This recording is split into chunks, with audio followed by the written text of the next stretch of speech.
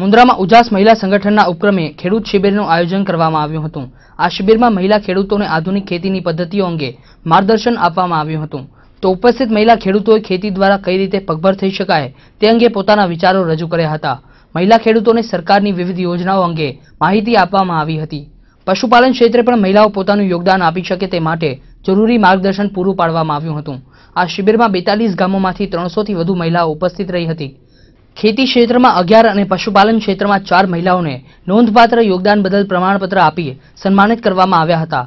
આ શિબિરમાં એપીએમસીના vice chairman Dilip ગોર, ભૂપેનભાઈ મહેતા ઉપરાંત બેંક અને સરકારના અધિકારીઓ હાજર રહ્યા હતા।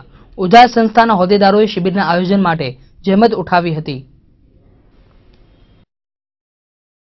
અમારો હેતુ આ ઉજાસ મહિલા સંગઠન દ્વારા એ કરવામાં આવ્યો છે કે જે પણ મુન્દ્રા તાલુકાની અથવા જે પણ બહેનો છે એ બધા કચ્છની આખાની બહેનોને અમે એટલું કહીએ છીએ કે તમે આગળ આવો સમાજમાં અને તમારું જે કામ છે એને તમે બધાની સામે લઈ આવો અને તમારો હક અને અધિકાર મેળવો। ખેતી અને પશુપાલન ક્ષેત્રમાં 75% બહેનોનું જ વધારે કામ રહેલું છે, પરંતુ છતાં એમના નામે જમીન ના હોવાના કારણે અથવા તો મિલકત ના હોવાના કારણે આપણે એમને મતલબ ખેડૂત તરીકે ઓળખતા નથી। મુખ્યત્વે પુરુષની જ ખેડૂત કે પશુપાલક તરીકેની ઓળખ છે અને આ પ્રશ્ન માત્ર સામાજિક સ્તરે નથી, વહીવટી સ્તરે પણ છે।